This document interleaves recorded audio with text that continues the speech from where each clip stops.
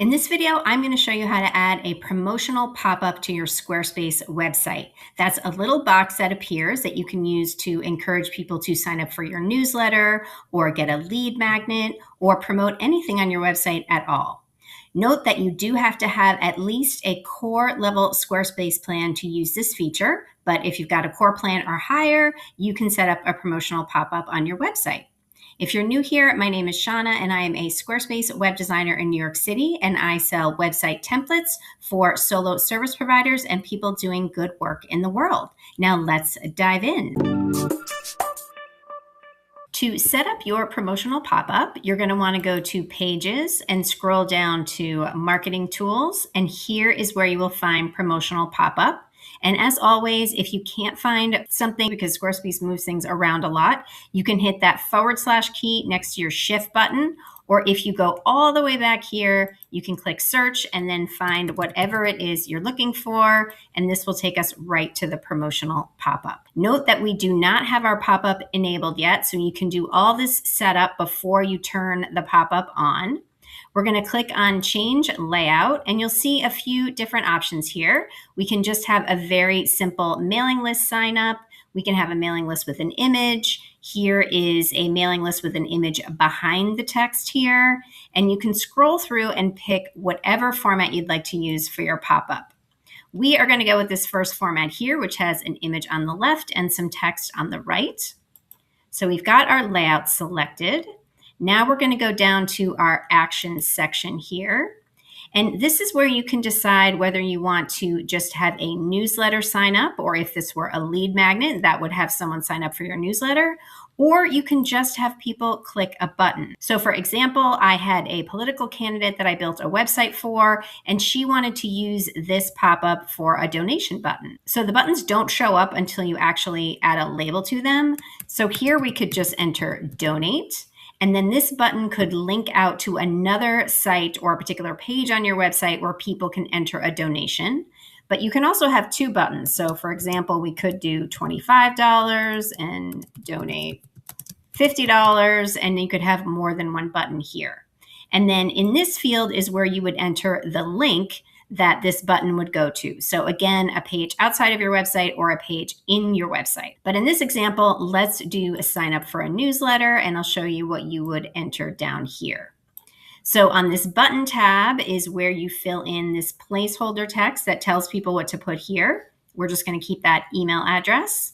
And here we can change the text for the button. So I'm going to keep that as sign up, but you could put, submit or anything you wanted there. But let's keep sign up. Then down here is your disclaimer. We respect your privacy, or you could just remove that here. You could have any text down there that you'd like. I'm just going to take that out. Over here on the storage tab, what you'll probably see when you first come in here is nothing selected. So you would click here if you're going to use Squarespace email campaigns, and you would select the mailing list that you want people to get added to when they sign up for your newsletter list on this pop-up. So I'm just going to keep it as newsletter subscribers. If you weren't using Squarespace email campaigns, there's a couple of other options. You could use MailChimp here, or you could just have these email addresses go over to a spreadsheet in Google Drive. Note that there is no Zapier option here on the promotional pop-up that you might need to use to connect to, say, Flowdesk or something else. So with this pop-up, your options are email campaigns, MailChimp, or Google Drive. We're going to go with email campaigns. Then over here on this verification tab is where you can decide if you want to send a confirmation email and or turn on reCAPTCHA.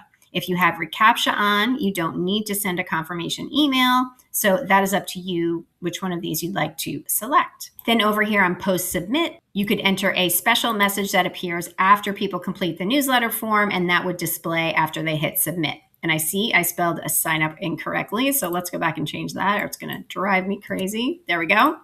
So once you've got all these settings set, let's click save. And now we can back out of that option. So we just did action. Now we can look at content.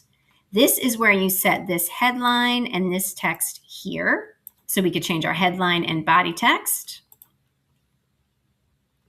In our next section here, we have display and timing. This is where you set when you want this newsletter pop-up to appear when people visit your website. So you have the option here to show this pop-up on any first page. So no matter where people land on your website, it will display on the very first page that they visit, or you can pick only certain pages. So last time I played with this, I had 5 different pages selected on my website. You can turn pages on or off and select any pages that you'd like for people to see this pop up when they visit your website. Let's switch this back to any first page. Then you can set your timing. So you have options to have the pop-up appear just on a timer. So here I have it to appear after someone has been on my website for 10 seconds, or you can do it on scroll, and you can decide which percentage you want to use. So when people scroll 25% down the page, then they will see the pop-up, or you can pick 50 or 75. Or as I had initially, you can pick both timer and scroll. So this pop-up will not display until someone has been on my website for 10 seconds and they've scrolled 25% down the page. This is good to set so you're not like just throwing this newsletter sign up in their face as soon as they land on your website. You want to give them a little bit of time to explore before you like harass them. Then down here, you set your frequency. So once someone dismisses this pop-up, and they decide they don't want to sign up for your newsletter, when do you show it to them again? So it's pretty typical to wait 30 days before you show it to them, but you could show it to them every day, wait a week, 2 weeks, or once they dismiss it, you never show it to them again. So 30 days is pretty common. You can also click this button, which says that once they've signed up for the newsletter, you don't show them the pop-up again. And then here you can decide whether or not you're going to show this newsletter pop-up on mobile or not. So I have it set to show on mobile. And then this last option here is reset. And you would use this if you're creating a new pop-up. Let's say you change your lead magnet and you want to make sure that people see this new pop-up even if they've previously dismissed it. So then you would click reset, and that resets all your visitors, and everyone will see this pop-up the next time they visit your website. If you have this turned on and they've already signed up for your newsletter, they will not see this pop up again. So that is our display and timing section. Now let's go to image. Here is where you can add images that are going to display in this area if you have an image on your pop-up. You can click here and you can upload images from your website or search for images in your asset library.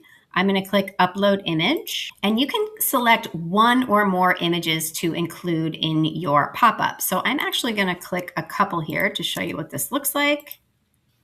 And they're going to upload. And if you have multiple images, you're actually going to see a slideshow here. So the images will rotate through and you can add as many images as you like. So there you go. You see that slideshow there. So we've added our images. Now I am going to go into our last option here, which is style.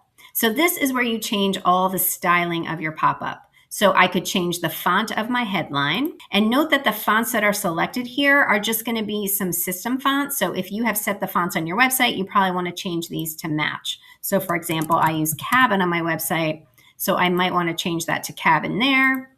And then I could change any of these font settings here. Same for body. Here, I might want to change this to be the same one I'm using on my website, which is Fig Tree. So I'm going to click that there. And that looks a little bit light, so I'm going to change that to 400, maybe make it a little bit bigger. Here is the background that is appearing on this overlay behind my pop-up. So it's currently set to gray, but notice if I change this to like a red, you can see that changes that overlay color there. I'm going to undo that. And then the color behind the text is the color here behind the newsletter sign up. So if I click that and change that to red, you would see that that's what that would change there. Again, I'm going to undo that. For imagery here, I could set an automatic overlay cover that would display over my images. I could pick a custom overlay color that would go over my images there. And there's something here called an auto loading color. To be honest, I'm not really sure what that does. So I would actually leave that off. Here and the button is where I can set this button up. So I can change the font of my button. Let's make this Fig Tree like the rest of my fonts. I could make it a little bit bigger if I wanted to. and you can change all the font settings there for your button. You can change the color of your button. Maybe I want my button red. I could change the text color of the button. Then down here, I can change the style of this newsletter setup. I think stacked works best here, but I could go with inline depending on the shape of your newsletter block. This one might make more sense, but I'm going to go with stacked. For the input design, that is the style of this place where you input your email address. So I could change that to a rectangle. I could change it to underlined, and I'm going to go back to outline. Here I can change the font that people use when they type in that box. So I'm going to change that to Fig Tree. Again, I can change all these font settings. This is the color of the input field background. So I change that to red. That would have a red background there. This is for the text color of that input field, the border color, the font of the disclaimer. We turn that off, but that could be down here that said maybe we respect your privacy, and then the color of that disclaimer. Then we've got our close button. That's what you see up here on the right. I've got it set to be an icon, but you could change it to text. So it says close up here. The location could be inside the box or outside in the corner. It's a little harder to see over here. So I like to put it inside so it's clearer. And here you could change the color. So you could leave it gray, or you could make it a darker black so it's clearer for people to see. Now down here, there are some more advanced features. So if you go to advanced layout and turn that on, there's all different things that you could adjust in here with your layout.